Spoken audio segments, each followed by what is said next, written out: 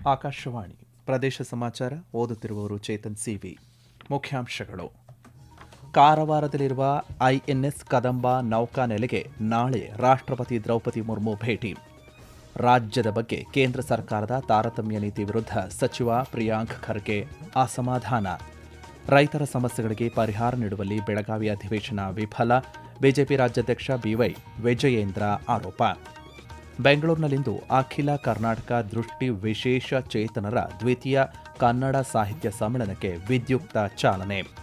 ನಾಳೆ ಮನ್ ಕಿ ಬಾತ್ನ 129ನೇ ಆವೃತ್ತಿಯಲ್ಲಿ ಪ್ರಧಾನಿ ನರೇಂದ್ರ ಮೋದಿ ಭಾರತೀಯರನ್ನು ಉದ್ದೇಶಿಸಿ ಭಾಷಣ. ವಾರ್ತೆಗಳ ವಿವರ.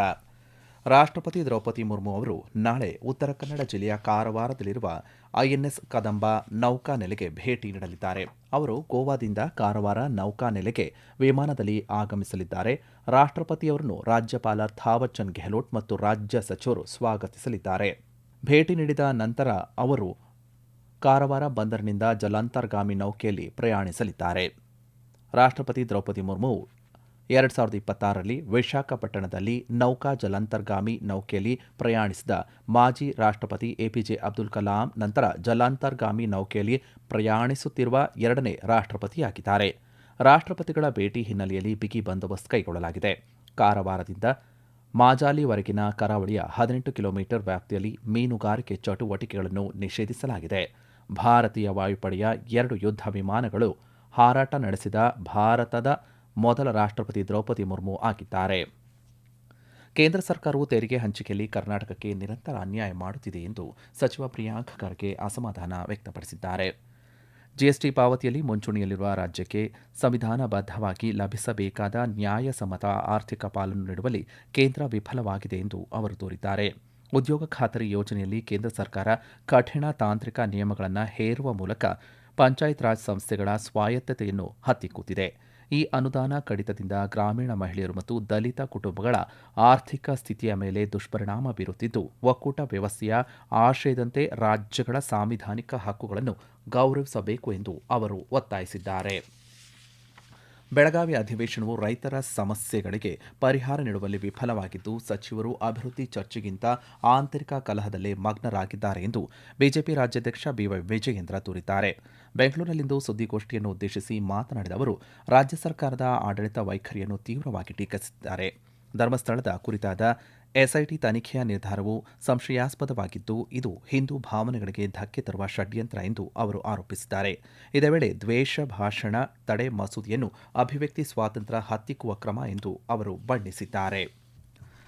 ಕನ್ನಡ ಸಾಹಿತ್ಯ ಲೋಕದಲ್ಲಿ ದೃಷ್ಟಿಚೇತನರ ಪ್ರತಿಭೆಗಳನ್ನು ಗುರುತಿಸುವ ಹಾಗೂ ಅವರಿಗೆ ಪ್ರೋತ್ಸಾಹ ನೀಡುವ ಉದ್ದೇಶದಿಂದ ಬೆಂಗಳೂರಿನಲ್ಲಿ ಆಯೋಜನೆ ಮಾಡಲಾಗಿರುವ ಅಖಿಲ ಕರ್ನಾಟಕ ದೃಷ್ಟಿ ವಿಶೇಷ ಚೇತನರ ದ್ವಿತೀಯ ಕನ್ನಡ ಸಾಹಿತ್ಯ ಸಮ್ಮೇಳನಕ್ಕೆ ಇಂದು ವಿದ್ಯುಕ್ತ ಚಾಲನೆ ದೊರೆತಿದೆ.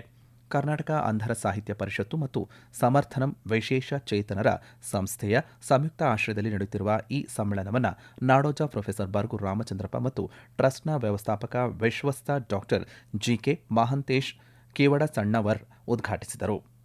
ಸಮ್ಮೇಳನದ ಸರ್ವಾಧ್ಯಕ್ಷತೆಯನ್ನು ಹಿರಿಯ ಜಾನಪದ ವಿದ್ವಾಂಸ ನಾಡೋಜ ಡಾಕ್ಟರ್ ಗೋರು ಚನ್ನಬಸಪ್ಪ ಅವರು ವಹಿಸಿದ್ದಾರೆ.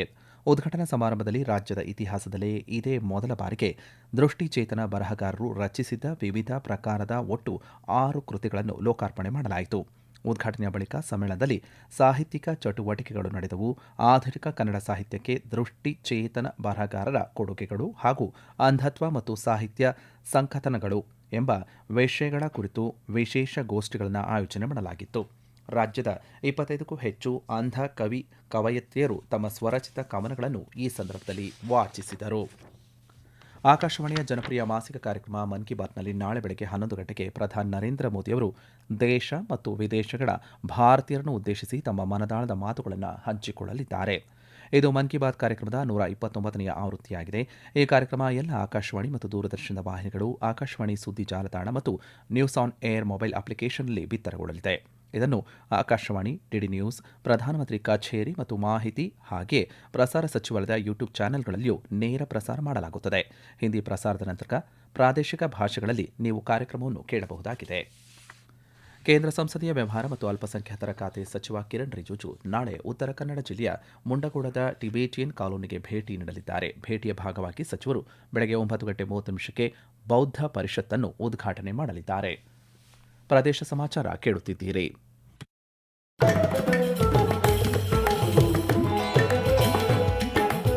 ನಮ್ಮ ಎಲ್ಲಾ ರಾಷ್ಟ್ರೀಯ ವಾರ್ತೆಗಳು ಹಾಗೂ ಪ್ರದೇಶ ಸಮಾಚಾರ ಈಗ ಆಕಾಶವಾಣಿ ನ್ಯೂಸ್ ಕನ್ನಡ ಯೂಟ್ಯೂಬ್ ಚಾನೆಲ್ನಲ್ಲಿ ಲಭ್ಯ. ನಮ್ಮ ಎಕ್ಸ್ ಖಾತೆ ಮತ್ತು ಇನ್ಸ್ಟಾಗ್ರಾಂ ಖಾತೆ ಆಕಾಶವಾಣಿ ನ್ಯೂಸ್ ಕನ್ನಡ. ಹೆಚ್ಚಿನ ಮಾಹಿತಿಗಾಗಿ ನಮ್ಮ ಫೇಸ್ಬುಕ್ ಖಾತೆ ಆಕಾಶವಾಣಿ ವಾರ್ತೆ ಕನ್ನಡವನ್ನು ಅನುಸರಿಸಿ. ನಿಖರ, ನೈಜ ಹಾಗೂ ವಿಶ್ವಾಸಾರ್ಹ ಸುದ್ದಿಗಾಗಿ ಕೇಳಿ ಆಕಾಶವಾಣಿ ವಾರ್ತೆಗಳು.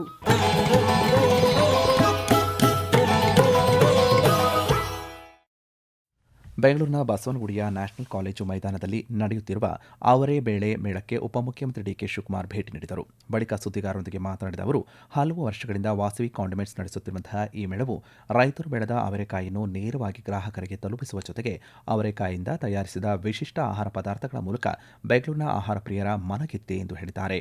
ಈ ಸಂದರ್ಭದಲ್ಲಿ ಮಾಜಿ ಕಾರ್ಪೊರೇಟರ್ ಯುವರಾಜ್, ವಾಸವಿ ಕಾಂಡಿಮೆಂಟ್ಸ್ನ ಸ್ವಾತಿ ಸೇರಿ ಅನೇಕರು ಉಪಸ್ಥಿತರಿದ್ದರು.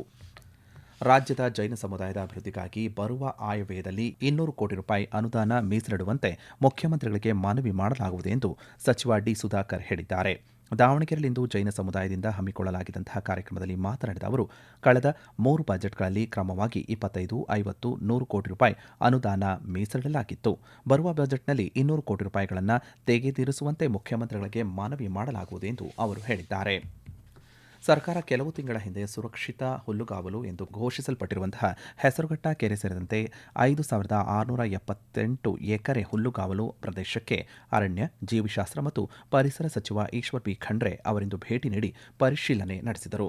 ವರ್ಷದಲ್ಲಿ 10 ಲಕ್ಷ ಜನರಿಗೆ ನೀರು ಪೂರೈಸುವ ಸಾಮರ್ಥ್ಯವಿರುವಂತಹ ಹೆಸರುಘಟ್ಟ ಕೆರೆಗೆ ಗೃಹ ತ್ಯಾಜ್ಯ, ಕೈಗಾರಿಕಾ ತ್ಯಾಜ್ಯ ಸೇರಿದಂತೆ ಎಚ್ಚರಿಕೆಯನ್ನು ವಹಿಸಬೇಕಾಗಿದೆ. ಅರ್ಕಾವತಿ ನದಿ ಮಲಿನವಾಗದಂತೆ ಎಚ್ಚರಿಕೆಯನ್ನು ವಹಿಸಬೇಕು ಎಂದು ಅವರು ತಿಳಿಸಿದ್ದಾರೆ. ಸ್ಥಳೀಯ ಗ್ರಾಮ ಪಂಚಾಯಿತಿಗಳ ಮತ್ತು ಸಾರ್ವಜನಿಕರ ಸಹಕಾರ ಪಡೆದು ನೈಸರ್ಗಿಕವಾಗಿ ಬೆಳೆದಿರುವ ಹುಲ್ಲುಗಾವಲಿನ ಸಂರಕ್ಷಣೆಯ ಜೊತೆಗೆ ಸಂವರ್ಧನೆಯನ್ನು ಮಾಡಬೇಕು. ಸುತ್ತಮುತ್ತಲ ಗ್ರಾಮಗಳ ಜನರು, ದನಕರು, ಮೇಕೆ ಮೇಯಲು ಮುಕ್ತ ಅವಕಾಶ ಇರಬೇಕು ಎಂದು ತಿಳಿಸಿದ್ದಾರೆ. ಸಣ್ಣ ನೀರಾವರಿ ಇಲಾಖೆ, ಬೆಂಗಳೂರು ನಗರ ನೀರು ಸರಬರಾಜು ಮತ್ತು ಒಳಚರಂಡಿ ಮಂಡಳಿ ಹಾಗೂ ಸ್ಥಳೀಯ ಸಂಸ್ಥೆಗಳ ಸಹಕಾರದೊಂದಿಗೆ ಹೆಸರುಘಟ್ಟ ಪ್ರದೇಶದ ಸಮಗ್ರ ಸಂರಕ್ಷಣೆ ಹಾಗೂ ಅಭಿವೃದ್ಧಿಗೆ ಸಿಎಸ್ಆರ್ ನಿಧಿ ಬಳಕೆ ಮಾಡಿಕೊಳ್ಳಲು ಮತ್ತು ಅರಣ್ಯ ಇಲಾಖೆಯಿಂದ ಇದಕ್ಕಾಗಿ ಹಣ ಮೀಸಲಿಡಲು ಕಾರ್ಯಯೋಜನೆ ರೂಪಿಸುವಂತೆ ಪ್ರಧಾನ ಮುಖ್ಯ ಅರಣ್ಯ ಸಂರಕ್ಷಣಾಧಿಕಾರಿ ಮೀನಾಕ್ಷಿ ನೇಗಿ ಅವರಿಗೆ ಸೂಚನೆ ನೀಡಿದ್ದಾರೆ. ಶಿಕ್ಷಣವು ಭಾಷೆ, ಧರ್ಮ, ರಾಜ್ಯ ಅಥವಾ ದೇಶದ ಗಡಿಗಳನ್ನು ಮೀರಿ ಸಾಗುವ ಶಕ್ತಿಯಾಗಿದೆ ಎಂದು ಶಾಲಾ ಶಿಕ್ಷಣ ಮತ್ತು ಸಾಕ್ಷರತಾ ಸಚಿವ ಮಧು ಬಂಗಾರಪ್ಪ ಹೇಳಿದ್ದಾರೆ. ಮುಂಡಗೋಡಿನ ಟಿಬೇಟಿಯನ್ ಕಾಲೋನಿಯಲ್ಲಿರುವ ಶಾಲೆಯೊಂದರ ವಾರ್ಷಿಕೋತ್ಸವ ಕಾರ್ಯಕ್ರಮದಲ್ಲಿ ಭಾಗಿಯಾಗಿ ಸಭೆಯನ್ನು ಉದ್ದೇಶಿಸಿ ಮಾತನಾಡಿದ ಅವರು, ಶಾಂತಿ ಮತ್ತು ಅಭಿವೃದ್ಧಿಗೆ ಶಿಕ್ಷಣ ಹಾಗೂ ಮಾನವೀಯ ಮೌಲ್ಯಗಳು ಅತ್ಯಗತ್ಯವಾಗಿವೆ. ಸರ್ಕಾರದ ಮೂಲಕ ವಿದ್ಯಾರ್ಥಿಗಳಿಗೆ ಮಧ್ಯಾಹ್ನದ ಊಟ, ಮೊಟ್ಟೆ, ಹಾಲು, ರಾಗಿ ಮಾಲ್ಟ್, ಉಚಿತ ಪಠ್ಯಪುಸ್ತಕ, ನೋಟ್ ಪುಸ್ತಕ, ಯೂನಿಫಾರ್ಮ್, ಶೂ ಮತ್ತು ಸಾಕ್ಸ್ಗಳನ್ನು ಒದಗಿಸಲಾಗುತ್ತಿದೆ. ರಾಜ್ಯದ ಶಿಕ್ಷಣ ವ್ಯವಸ್ಥೆಯಡಿ ಸರ್ಕಾರಿ, ಅನುದಾನಿತ ಮತ್ತು ಖಾಸಗಿ ಶಾಲೆಗಳನ್ನು ಸೇರಿಸಿ ಸುಮಾರು 1.16 ಕೋಟಿ ವಿದ್ಯಾರ್ಥಿಗಳು ಶಿಕ್ಷಣ ಪಡೆಯುತ್ತಿದ್ದಾರೆ ಎಂದು ಮಾಹಿತಿಯನ್ನು ನೀಡಿದ್ದಾರೆ. ವಿಕಸಿತ ಭಾರತದ ದೂರದೃಷ್ಟಿಯೊಂದಿಗೆ ಪ್ರಧಾನಿ ನರೇಂದ್ರ ಮೋದಿ ರಾಷ್ಟ್ರೀಯ ಶಿಕ್ಷಣ ನೀತಿಯನ್ನು ಜಾರಿಗೆ ತಂದಿದ್ದಾರೆ ಎಂದು ಸಂಸದ ಬಸವರಾಜ ಬೊಮ್ಮಾಯಿ ತಿಳಿಸಿದ್ದಾರೆ. ಹಾವೇರಿ ಜಿಲ್ಲೆಯ ಹಾನಗಲ್ಲ ತಾಲೂಕಿನ ಮಹಾರಾಜಪೇಟೆ ಗ್ರಾಮದಲ್ಲಿರುವಂತಹ ಜವಾಹರ ನವೋದಯ ವಿಶ್ವವಿದ್ಯಾಲಯದಿಂದ ನಡೆದಂತಹ ನವೋತ್ಸವ 2025 ಕಾರ್ಯಕ್ರಮವನ್ನು ಉದ್ಘಾಟಿಸಿ ಮಾತನಾಡಿದ ಅವರು, ಎನ್ಇಪಿ ಜಾರಿಯಾಗಿರುವ ರಾಜ್ಯದಲ್ಲಿ ಶಿಕ್ಷಣ ಮಟ್ಟ ಉತ್ತಮವಾಗಿರುತ್ತದೆ. ಆದರೆ ರಾಜ್ಯದ ಶಾಲೆಗಳಲ್ಲಿ ಎನ್ಇಪಿ ಜಾರಿಯಲ್ಲಿ ಇಲ್ಲದಿರುವುದರಿಂದ ರಾಜ್ಯದ ಮಕ್ಕಳು ವಂಚಿತರಾಗಿದ್ದಾರೆ ಎಂದು ಹೇಳಿದ್ದಾರೆ. ಬಳಿಕ ಹುಕ್ಕೇರಿ ಮಠದ ಆವರಣದಲ್ಲಿ ಜಾತ್ರಾ ಮಹೋತ್ಸವದ ಅಂಗವಾಗಿ ಆಯೋಜನೆ ಮಾಡಲಾಗಿರುವಂತಹ ಫಲಪುಷ್ಪ ಪ್ರದರ್ಶನವನ್ನು ಸಂಸದ ಬಸವರಾಜ ಬೊಮ್ಮಾಯಿ ಉದ್ಘಾಟಿಸಿದರು. ಕೊಡಗು ಜಿಲ್ಲೆಯ ಕೂಡಿಗೆಯಲ್ಲಿ 18 ವರ್ಷಗಳಿಂದ ರಕ್ಷಣಾ ಸಚಿವಾಲಯದ ಅಧೀನದಲ್ಲಿ ಕಾರ್ಯನಿರ್ವಹಿಸುತ್ತಿರುವಂತಹ ಸೈನಿಕ ಶಾಲೆಯ ಶೈಕ್ಷಣಿಕ ಮತ್ತು ಸರ್ವಾಂಗೀಣ ಪ್ರಗತಿಯ ಬಗ್ಗೆ ಮೈಸೂರು ಕೊಡಗು ಸಂಸದ ಯದುವೀರ್ ಒಡೆಯರ್ ಸಂತಸ ವ್ಯಕ್ತಪಡಿಸಿದ್ದಾರೆ. ಕೊನೆಯಲ್ಲಿ ಮತ್ತೊಮ್ಮೆ ಮುಖ್ಯಾಂಶಗಳು. ಕಾರವಾರದಲ್ಲಿರುವ ಐಎನ್ಎಸ್ ಕದಂಬ ನೌಕಾನೆಲೆಗೆ ನಾಳೆ ರಾಷ್ಟ್ರಪತಿ ದ್ರೌಪದಿ ಮುರ್ಮು ಭೇಟಿ. ರಾಜ್ಯದ ಬಗ್ಗೆ ಕೇಂದ್ರ ಸರ್ಕಾರದ ತಾರತಮ್ಯ ನೀತಿ ವಿರುದ್ಧ ಸಚಿವ ಪ್ರಿಯಾಂಕ್ ಖರ್ಗೆ ಅಸಮಾಧಾನ. ರೈತರ ಸಮಸ್ಯೆಗಳಿಗೆ ಪರಿಹಾರ ನೀಡುವಲ್ಲಿ ಬೆಳಗಾವಿ ಅಧಿವೇಶನ ವಿಫಲ, ಬಿಜೆಪಿ ರಾಜ್ಯಾಧ್ಯಕ್ಷ ಬಿವೈ ವಿಜಯೇಂದ್ರ ಆರೋಪ. ಬೆಂಗಳೂರಿನಲ್ಲಿಂದು ಅಖಿಲ ಕರ್ನಾಟಕ ದೃಷ್ಟಿ ವಿಶೇಷ ಚೇತನರ ದ್ವಿತೀಯ ಕನ್ನಡ ಸಾಹಿತ್ಯ ಸಮ್ಮೇಳನಕ್ಕೆ ವಿದ್ಯುಕ್ತ ಚಾಲನೆ. ನಾಳೆ ಮನ್ ಕಿ ಬಾತ್ನ 129ನೇ ಆವೃತ್ತಿಯಲ್ಲಿ ಪ್ರಧಾನಿ ನರೇಂದ್ರ ಮೋದಿ ಭಾರತೀಯ ಜನತೆಯನ್ನು ಉದ್ದೇಶಿಸಿ ಭಾಷಣ. ಇಲ್ಲಿಗೆ ಪ್ರದೇಶ ಸಮಾಚಾರ ಮುಕ್ತಾಯವಾಯಿತು. ನಮ್ಮ ಮುಂದಿನ ವಾರ್ತಾ ಪ್ರಸಾರ 7:35 ನಿಮಿಷಕ್ಕೆ.